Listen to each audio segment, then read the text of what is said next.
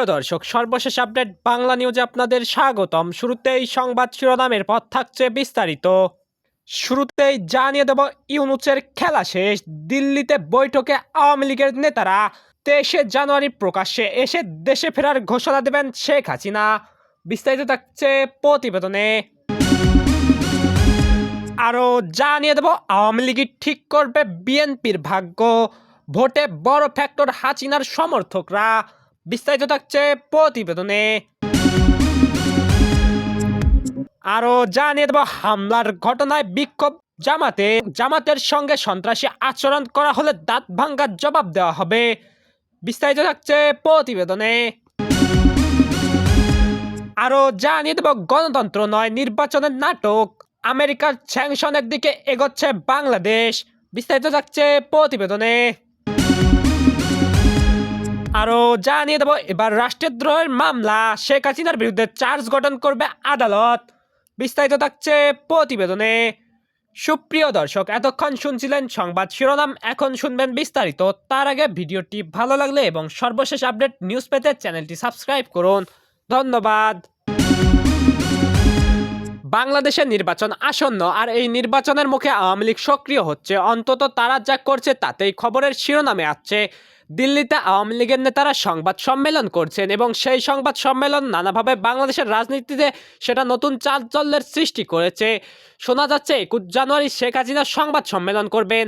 Virtually তিনি সাংবাদিকদের প্রশ্নের উত্তর দেবেন। হঠাৎ করে দিল্লিতে সংবাদ সম্মেলন কেন করছে আওয়ামী লীগ, এর পেছনে ঠিক কী কারণ, এমন নানা বিষয়ে আলোচনা চলছে। আওয়ামী লীগ কি আগের থেকে আন্তর্জাতিক সমর্থন বাড়াতে সক্ষম হয়েছে, নাকি সমর্থন বৃদ্ধি পেতেই এই প্রচেষ্টা? দিল্লিতে আওয়ামী লীগের একটি সংবাদ সম্মেলন সামনে এসেছে। সাবেক শিক্ষামন্ত্রী ও সাবেক পররাষ্ট্রমন্ত্রী উপস্থিত ছিলেন ওই সংবাদ সম্মেলনে। আর একটি সংবাদ সম্মেলন হবে 23 জানুয়ারি, যেখানে একাধিক মন্ত্রী উপস্থিত থাকবেন বলে জানা যাচ্ছে। পাশাপাশি ভার্চুয়ালি থাকবেন শেখ হাসিনা। এই প্রথম ভারতের মাটিতে সংবাদ সম্মেলন করল আওয়ামী লীগ। দলটির বহু নেতা এর আগে নানাভাবে সাক্ষাৎকার দিয়েছেন। পাশাপাশি শেখ হাসিনা ভারতে বসে একাধিক অডিও বার্তা দিয়েছেন, এমনকি ভার্চুয়ালি সাক্ষাৎকারও দিয়েছেন। অনুষ্ঠানের অন্যতম আয়োজক লন্ডন প্রবাসী ডক্টর নিজুম মজুমদার বাংলাদেশের একটি সংবাদপত্রকে জানিয়েছেন, হাসান মাহমুদ বা নওফেল কেউই আওয়ামী লীগের নেতা হিসেবে সংবাদ সম্মেলনে উপস্থিত হতে আসেননি। তারা তাহলে কোন পরিচয়ে উপস্থিত হলেন, এই প্রশ্ন উঠছে। 2024 সালে গণ অভ্যুত্থানের সময় বিক্ষোভ নিয়ে জাতিসংঘের মানবাধিকার বিষয়ক হাই কমিশনার কার্যালয় যে তদন্ত প্রতিবেদন প্রকাশ করেছে, এটা যে নিরপেক্ষ নয় সেটা তুলে ধরতে গত শনিবার এই সংবাদ সম্মেলন করছে আওয়ামী লীগ। হাসান মাহমুদ এবং নওফেল চৌধুরী আওয়ামী লীগের নেতা হিসেবে সেখানে উপস্থিত হননি। এই প্রতিবেদনটি যে একতরফাভাবে তৈরি করা হয়েছে সেটার জবাব দিতেই তারা এই সম্মেলনে উপস্থিত হয়েছিলেন। তবে এই প্রথম নয়, এর আগেও জেনেভায় তারা সংবাদ সম্মেলন করেছিলেন। এদিকে 23 জানুয়ারি শেখ হাসিনা ও সংবাদ সম্মেলনে উপস্থিত হবেন কিনা সেটা নিয়ে নানাভাবে আলোচনা চলছে। শীর্ষক সেভ ডেমোক্রেসি ইন বাংলাদেশ, বাংলাদেশের গণতন্ত্র বাঁচাও, এই শীর্ষক একটি সংবাদ সম্মেলন হবে শুক্রবার। অনুষ্ঠানটি আয়োজন করছে দিল্লিতে অবস্থিত foreign correspondent club of south Asia. এদিকে বাংলাদেশের ভোটের আর বেশি দিন বাকি নেই। ভোট আগামী 12 ফেব্রুয়ারি। অঙ্কের হিসেবে মাত্র 21 দিন। এই ভোট হচ্ছে বাংলাদেশের বৃহৎ একটি রাজনৈতিক দল আওয়ামী লীগকে বাদ দিয়েই। খাতা কলমে তারা ভোটের ময়দানে না থাকলেও ভীষণভাবেই রয়েছে। বলা হচ্ছে আগামী 12 তারিখ বাংলাদেশের জাতীয় সংসদ নির্বাচনে আওয়ামী লীগ একটি বড় ফ্যাক্টর হয়ে উঠতে চলেছে। ভোটের ফল ঘুরিয়ে দিতে পারে। বাংলাদেশের ভোট নিয়ে সর্বশেষ বেশ কয়েকটি জনমত সমীক্ষা প্রকাশিত হয়েছে। একটি জনমত সমীক্ষা রিপোর্ট অনুসারে বাংলাদেশে মোট ভোটের 90% বিএনপির পক্ষে যাবে। জামাতে ইসলামী পেতে পারে 19% ভোট। কিছু কিছু সমীক্ষার রিপোর্ট অনুসারে জামাত এবং বিএনপির মধ্যে হবে কাটে কি টক্কর।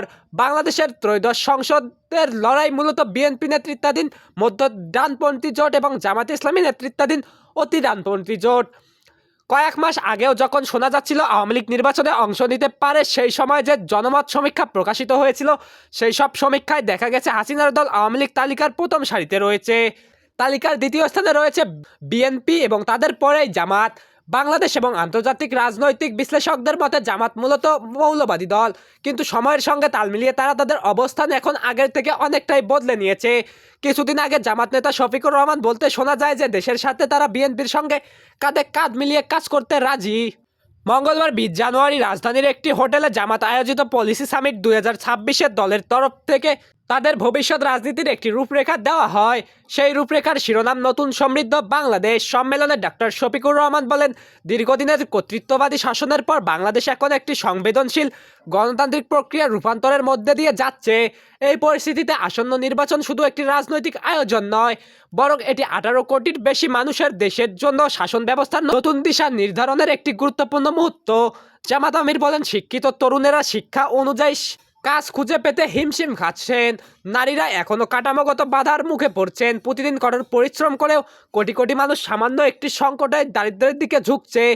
এই বাস্তবতাগুলো সৎভাবে মোকাবেলা করার আহ্বান জানিয়ে ডাক্তার শফিকুর রহমান বলেন, শুধু অর্থনৈতিক প্রবৃদ্ধি সাফল্যের একমাত্র মানদণ্ড হতে পারে না। অর্থনৈতিক সাফল্য এমন হওয়া উচিত যাতে মানুষ আত্মবিশ্বাসের সঙ্গে জীবন পরিকল্পনা করতে পারে, মর্যাদার সঙ্গে পরিবার পরিচালনা করতে পারে এবং সমাজে অর্থবহভাবে অংশ নিতে পারে।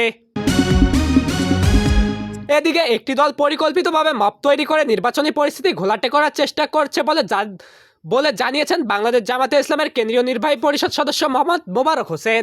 তিনি বলেন, আগামীতে যদি জামাতের দিকে দৃষ্টি দেওয়া হয় এবং কোনো সন্ত্রাসী আচরণ করা হয়, তাহলে শুধু প্রতিবাদ সমাবেশ নয়, দাঁত ভাঙ্গার জবাব দেওয়া হবে।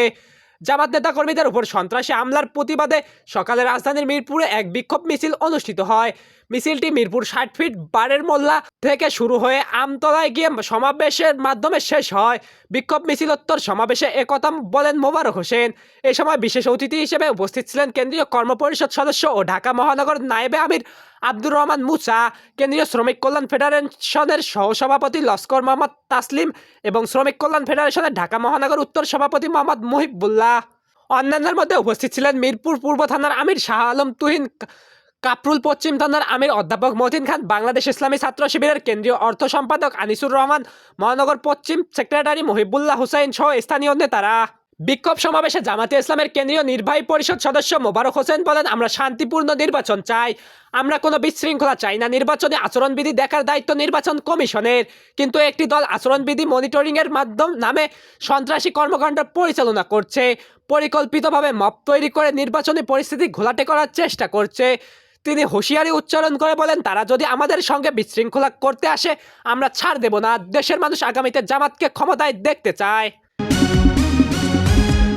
এদিকে বাংলাদেশে আগামী 12 ফেব্রুয়ারি 2026-এ অনুষ্ঠেয় জাতীয় নির্বাচন ঘিরে রাজনৈতিক উত্তেজনা ও আন্তর্জাতিক উদ্বেগ ক্রমেই বাড়ছে। একে অনেকেই আর সাধারণ একটি সাংবিধানিক প্রক্রিয়া হিসেবে দেখছেন না, বরং এই নির্বাচন পরিণত হচ্ছে একটি বিতর্কিত রাজনৈতিক প্রদর্শনীতে, যা গণতন্ত্রের চেয়ে বেশি প্রশ্ন তুলছে, যার অস্তিত্ব নিয়েই। আজ মূল প্রশ্নটি আর কে জিতবে তা নয়, প্রশ্ন হলো এটি কি আদৌ একটি অর্থবহ নির্বাচন নাকি নির্বাচনের আড়ালে ক্ষমতার বৈধতা তৈরির একটি কৌশল। রাজনৈতিক বিশ্লেষকদের মতে নির্বাচন মানেই কেবল ভোটের দিন নির্ধারণ নয়, একটি গ্রহণযোগ্য নির্বাচনের জন্য প্রয়োজন এমন একটি পরিবেশ যেখানে বিরোধী দল স্বাধীনভাবে প্রচার চালাতে পারে, গণমাধ্যম তাকে মুক্ত, নাগরিকরা ভয় ছাড়া ভোট দিতে পারে এবং প্রশাসন ও নিরাপত্তা বাহিনী নিরপেক্ষ ভূমিকা পালন করে। বর্তমান বাস্তবতায় এই মৌলিক শর্তগুলোর কোনোটাই পূরণ হচ্ছে না বলে অভিযোগ উঠেছে। মানবাধিকার সংস্থা হিউম্যান রাইটস ওয়াচের সাম্প্রতিক পর্যবেক্ষণে বলা হয়েছে, বাংলাদেশের রাজনৈতিক অধিকার ও পরিসর সংকুচিত হচ্ছে, যা সরকারি ভোটের স্বাধীনতাকে প্রশ্নবিদ্ধ করছে। বিশ্লেষকদের মধ্যে ভয়ের পরিবেশে ভোট দেওয়া কখনোই স্বাধীন ভোট হতে পারে না। এই নির্বাচনের সবচেয়ে বড় বিতর্কিত দিক হলো দেশের অন্যতম প্রধান রাজনৈতিক শক্তি কার্যত নির্বাচন প্রক্রিয়ার বাইরে। আন্তর্জাতিক সংবাদ মাধ্যম ও গবেষণা সংস্থাগুলো বলছে, কোনো বড় রাজনৈতিক দল অংশ না নিলে এই নির্বাচনকে অবাধ, সুষ্ঠু ও অংশগ্রহণমূলক বলা কঠিন। এটি কেবল দলীয় রাজনীতির প্রশ্ন নয়, এটি ভোটের প্রতিনিধিত্বের প্রশ্ন। বিশ্লেষকদের মতে, যদি একটি বড় অংশের ভোটার নিজেদের রাজনৈতিক প্রতিনিধিত্ব থেকে বঞ্চিত বোধ করে, তাহলে সেই নির্বাচনের মাধ্যমে গঠিত সংসদের বৈধতা নিয়েও প্রশ্ন উঠবে। এই হিসেবে নির্বাচনে এখন আর শুধু বাংলাদেশের অভ্যন্তরীণ বিষয় হিসেবে দেখা হচ্ছে না। ইউরোপীয় ইউনিয়ন পর্যবেক্ষক পাঠালেও তারা আগাম কোনো নিশ্চয়তা দিচ্ছে না। আন্তর্জাতিক নাগরিক সমাজ সংগঠনগুলো রাজনৈতিক বন্দীদের মুক্তি ও একটি অন্তর্ভুক্তমূলক নির্বাচনের আহ্বান জানাচ্ছে। একই সঙ্গে বৈশ্বিক গণতন্ত্র সূচকগুলোতে বাংলাদেশের অবস্থান ক্রমেই নিচের দিকে নেমে যাচ্ছে। অনেক সূচকে দেশটির হাইব্রিড রেজিম ও আংশিক স্বৈরতান্ত্রিক হিসেবে চিহ্নিত করা হচ্ছে। কূটনৈতিক ভাষায় এসব মূল্যায়নের অর্থ একটাই, আন্তর্জাতিক আস্থার ঘাটতি। নির্বাচনের আগে রাজনৈতিক সহিংসতা, গণগ্রেপ্তার, ভীতি প্রদর্শন এবং মামলার অভিযোগ নতুন নয়, কিন্তু বিশ্লেষকদের মতে এসব ঘটনা নির্বাচনী পরিবেশকে আরও বিষাক্ত করে তুলছে। এপি, রয়টার্সের মতো আন্তর্জাতিক সংবাদ মাধ্যম বারবার প্রশ্ন তুলছে, বাংলাদেশের মানুষ কি নিরাপদে ভোট দিতে পারবে? এই প্রশ্নের স্পষ্ট উত্তর এখনও মেলেনি। রাজনৈতিক বিশ্লেষণে এখন একটি নতুন শব্দ ব্যবহৃত হচ্ছে, ডেকোরেটিভ ডেমোক্রেসি, অর্থাৎ বাইরে থেকে গণতন্ত্রের কাঠামো দেখা গেলেও ভেতরে থাকে ফাঁপা বাস্তবতা। এই নির্বাচন হয়তো ব্যালট থাকবে, ভোট কেন্দ্র থাকবে, ফলাফলও থাকবে, কিন্তু সমান প্রতিযোগিতা, রাজনৈতিক অন্তর্ভুক্তি ও জন আস্থা না থাকলে তা গণতন্ত্রের পূর্ণরূপ নয়, এটি তার অনুসরণ মাত্র। বিশ্ব রাজনীতির অভিজ্ঞতা বলছে প্রশ্নবিদ্ধ নির্বাচন দীর্ঘমেয়াদে রাষ্ট্রকে দুর্বল করে। আন্তর্জাতিক বিচ্ছিন্নতা, অর্থনৈতিক অনিশ্চয়তা, সামাজিক বিভাজন, দীর্ঘস্থায়ী রাজনৈতিক অস্থিরতা, এসবই এর পরিণতি হতে পারে। এই নির্বাচন কেবল ক্ষমতার পালাবদলের প্রশ্ন নয়, এটি বাংলাদেশের ভবিষ্যৎ রাষ্ট্র কাঠামো ও গণতান্ত্রিক বিশ্বাসের প্রশ্ন। যদি ভোটকে নাটকে পরিণত করা হয় তাহলে ভবিষ্যৎ প্রজন্ম আর নির্বাচনের উপর আস্থা রাখবে না। তখন তারা বিশ্বাস করবে রাজপথে সংঘাতে, অস্থিরতায়। গণতন্ত্র হঠাৎ করে ভেঙে পড়ে না, এটি ধীরে ধীরে শ্বাসরোধ করে মারা হয়। আর এই নির্বাচনত অনেকের চোখ সেই প্রক্রিয়ারই একটি অধ্যায়। এদিকে ফের শেখ হাসিনার বিরুদ্ধে রাষ্ট্রদ্রোহিতার অভিযোগ, সেই মামলার চার্জ গঠন করা হবে 9 ফেব্রুয়ারি, নির্দেশ দিয়েছে বাংলাদেশের আদালত। শেখ হাসিনা ছাড়াও আরও 285 জনের বিরুদ্ধে এই মামলার চার্জ গঠন করা হবে। হাসিনার বিরুদ্ধে এই চার্জ গঠন করা হবে 2024 সালের ঘটনার প্রেক্ষিতে। অভিযোগ, সেই বছরের ডিসেম্বর মাসে জয় বাংলা ব্রিগেড নামে একটি ভার্চুয়াল সভা হয়, সেখানে কয়েকশো আওয়ামী লীগ সদস্য অংশ নিয়েছিলেন। হাসিনার নেতৃত্বে তারা নাকি বাংলাদেশে অন্তর্বর্তীকালীন সরকারকে পতনের ডাক দেন। ঢাকার ওই আদালত সূত্র খবরে অভিযুক্তদের তরফেও অনেকে উপস্থিত ছিলেন, তাদের আবেদনও শোনা হয়েছে। মোট অভিযুক্ত 286 জন, এদের মধ্যে 259 জন পলাতক, তাদের অনুপস্থিতিতে বিচার চলছে। এই মামলা যদিও আগেই শুরু হয়েছিল, নিয়ম মেনে বাকি অভিযুক্তদের আদালতে হাজিরার জন্য সংবাদপত্রে বিজ্ঞাপনও দেওয়া হয়েছিল। মামলার বিবরণ থেকে জানা যায় 2024 সালের ডিসেম্বরের সেই ভার্চুয়াল সভা থেকে রাষ্ট্রবিরোধী উস্কানি দেওয়া হয় বলে অভিযোগ। এমনকি গৃহযুদ্ধে শুরুর বার্তাও দেওয়া হয়েছিল। সেদিন নাকি দেশ ও বিদেশের 577 জন ওই অনলাইন সভায় অংশ নিয়েছিলেন। এই ঘটনায় তদন্তভার রয়েছে বাংলাদেশ সিআইডির হাতে। তাদের দাবি আমেরিকার আওয়ামী লীগ নেতা রাব্বি আলম সেই সভায় আয়োজন করেছিলেন।